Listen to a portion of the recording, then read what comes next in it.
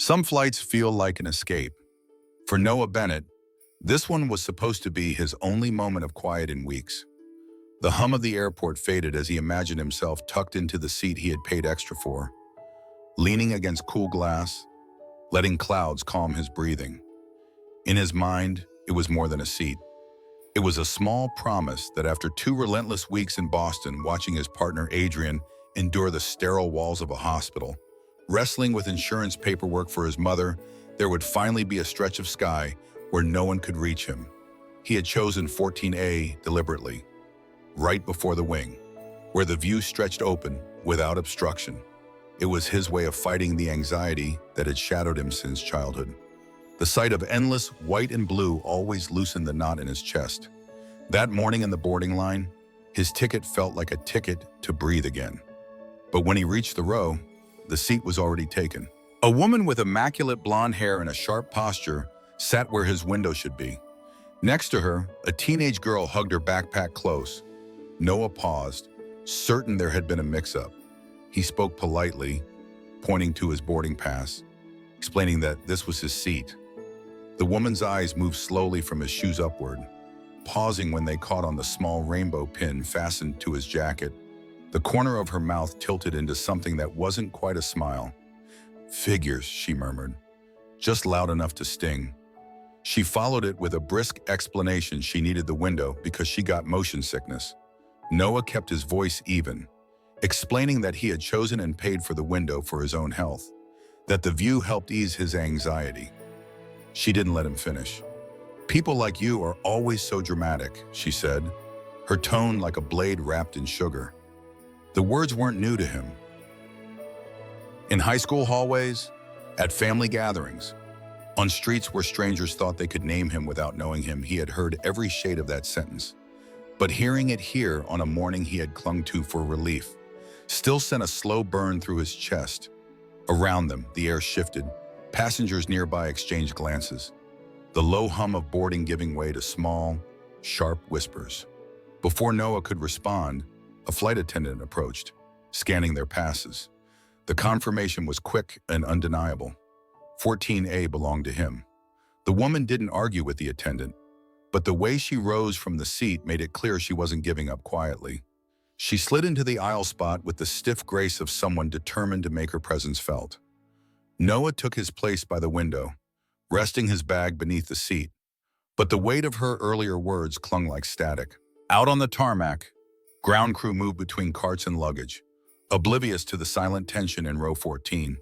He fastened his belt, let his fingertips brush the edge of the window, and reminded himself that holding his ground didn't make him dramatic, it made him human.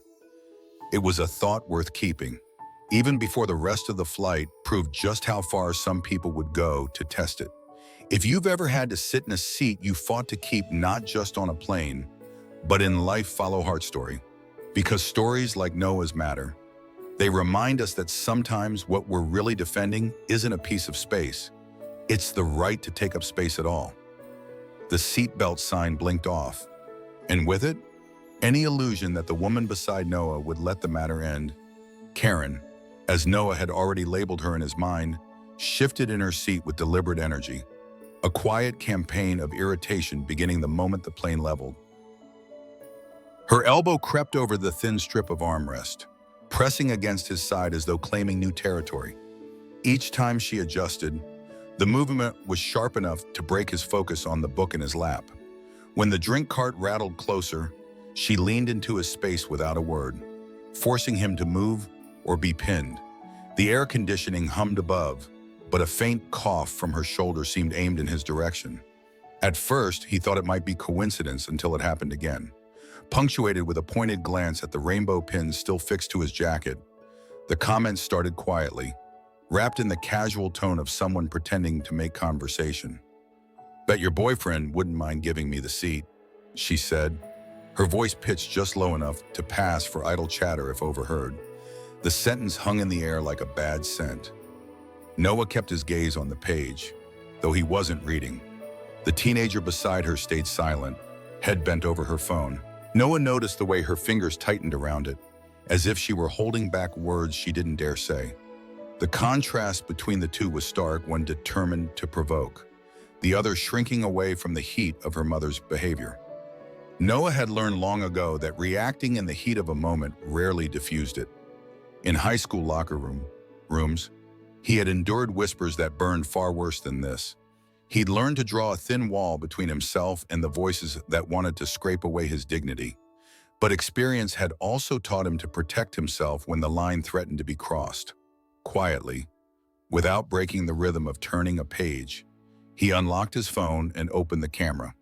It wasn't to start a fight, it was to ensure that if one came to him, the truth would be in his hands. The lens angled just enough to catch his own seat, the narrow space around it, and the woman beside him. The screen dimmed, recording silently while the engines droned beneath them. Karen's campaign continued in small, sharp ways. Her knees shifted into his space. Her sighs punctuated any slight turbulence as if blaming him for the discomfort. The seat felt tighter with each mile they crossed. The cabin lights softened as the attendants began their quiet pass through the aisle. But Noah stayed alert, the weight of his phone in his palm a reminder that evidence often mattered more than memory. He didn't know yet how far she would take it. He only knew that when people decided you didn't deserve your place, they often tried to make you prove it over and over again.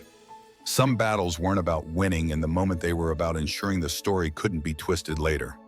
By the time the captain's voice crackled over the speakers to announce a patch of mild turbulence ahead, Noah had already felt enough of it from the seat beside him. In that narrow space at 30,000 feet, he understood again that dignity wasn't always a loud defense. Sometimes it was the choice to meet quiet hostility with quiet preparation, knowing that the truth has its own weight, even when carried silently. The first shudder of turbulence rippled through the cabin, a gentle sway that set drink cups trembling in their holders. Noah kept his gaze fixed on the clouds beyond the glass, letting the rhythmic vibration of the engines distract him. But out of the corner of his eye, he saw Karen shift again, her arms stretched across him without warning, fingers brushing his shoulder as she reached for the window shade. The touch was unwelcome, too familiar, too deliberate. Noah's voice was calm but firm. "Don't touch me." Her response came sharp and unfiltered, carrying enough volume to draw attention from the rows around them. "What?" "Afraid I'll catch your lifestyle." The words hit with the weight of something rehearsed, the kind of cruelty polished over years of practice. A murmur rose from nearby passengers, a ripple of disapproval moving through the small space. Noah didn't argue. He pressed the call button above his head. The chime brought a flight attendant quickly, eyes moving from Noah to Karen. Without speaking, Noah tapped his phone and played back the short clip he had been recording, his stillness in the frame. The moment Karen's hand crossed the invisible boundary, the insult that followed. The video didn't embellish. It didn't need to. The attendant's expression shifted from neutral to resolved.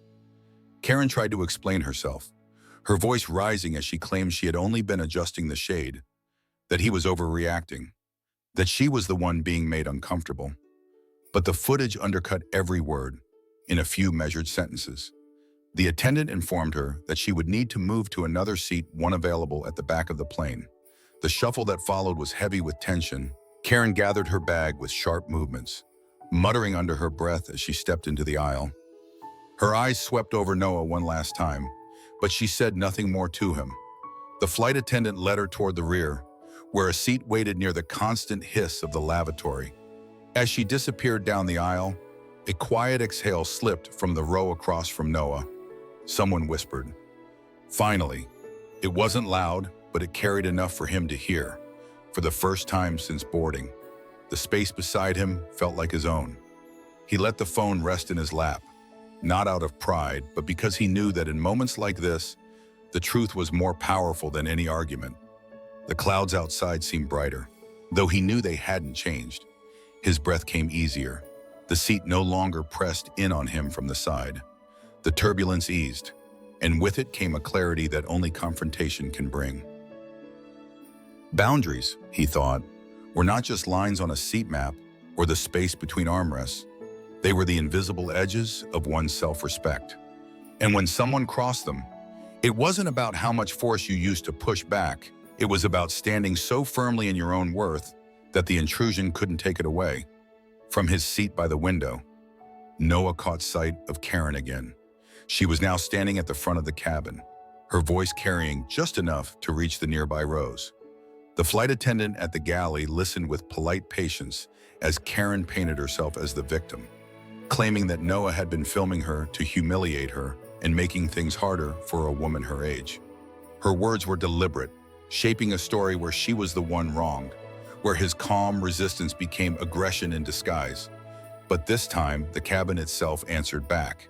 A man in the row ahead leaned out into the aisle, his voice cutting through the hum of the engines. "That's not what happened. And you know it." Across the aisle, another passenger nodded, recalling exactly what they'd heard, how the insult about Noah's sexuality had landed in the cramped space between seats. Even a woman several rows back raised her voice, steady and unwavering. "We don't tolerate that kind of talk anymore," she said, as if speaking for all of them. The shift in the air was almost physical. Karen's narrative faltered under the weight of so many voices. She glanced around, perhaps realizing that the quiet witnesses she had assumed would remain silent were willing to speak. The attendant's expression hardened, and with a brief gesture, directed her back toward her assigned seat at the rear of the plane. Karen walked past Noah without meeting his eyes. Her steps were sharper now, but they lacked the confidence they'd carried earlier. The space she left behind seemed lighter, though the tension she had stirred still clung faintly to the air. A few minutes later, as the plane began its descent, Noah felt a presence beside him, the teenage girl. Her shoulders drawn in but her gaze steady, stood close enough to be heard over the cabin noise. Her voice was almost a whisper. "She's always like that, but I think she hates you more because of..." Her eyes flicked briefly to the rainbow pin on his jacket. Noah met her gaze, the edges of her apology soft but sincere. "You're not responsible for her," he said, his tone carrying no blame. The girl's lips curved into the smallest of smiles, one that seemed equal parts relief and gratitude. Before she slipped back toward her seat, outside, the clouds broke to reveal the city sprawling beneath them, sunlight glinting off rooftops and rivers. In that quiet moment before the landing gear lowered, Noah reflected on what had just unfolded. Prejudice often thrived in spaces where silence made room for it, but when voices rose not in anger, but in truth, they could shift the balance entirely. It was a reminder that sometimes the most unexpected allies appear in the exact moment they're needed, and that even in the smallest corners of the world, like row 14 of a crowded flight, courage can be contagious. The wheels touched down with a firm jolt, the familiar pull of deceleration pressing passengers into their seats. Noah kept his gaze on the window, watching the runway blur past, feeling the hum of the engines fade. The air inside the cabin shifted from travel-worn stillness to the quiet rustle of people gathering belongings. Overhead bins thudding open, seatbelts clicking free. When his row began to move, Noah slid his bag over his shoulder and stepped into the aisle. The terminal beyond the jet bridge was a swirl of motion, families reuniting, business travelers striding toward connections, the distant echo of rolling suitcases on tile. He had almost reached the baggage claim signs when a voice called his name. At the gate desk, a member of the airline staff waited, a small envelope in hand. "Mr. Bennett," she said with a courteous smile. "This is from the captain." Inside, neatly folded, was a voucher worth $150 and a handwritten note in blue ink. "Thank you for keeping your composure. May your next flight be smoother than this one." Noah felt the corner of his mouth lift. The voucher was useful, short, but the real weight was in the acknowledgement. Someone had seen, had understood, and had chosen to leave a mark of respect. He tucked the envelope into his jacket and stepped back into the flow of the terminal. Then, just beyond the glass barrier, where arriving passengers met those waiting, he saw him. Adrian. Thinner than before, but standing tall, a small bouquet of wildflowers in his hands. The sight was enough to slow Noah's steps to a halt. Adrian's smile carried the same warmth it always had, the kind that dissolved weeks of worry in an instant. "The doctor cleared me to come home early," Adrian said when they were close enough to hear one another over the noise. "I wanted to surprise you." Noah closed the last few steps between them and wrapped him in an embrace, holding on as if the ground beneath them had just steadied after days of turbulence. The muted chaos of the terminal faded behind them.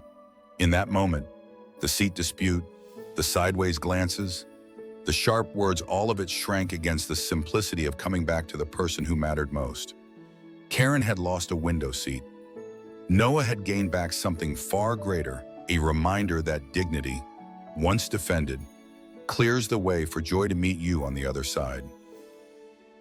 The proof was in his arms now, flowers pressed between them, the weight of the past 2 weeks finally easing.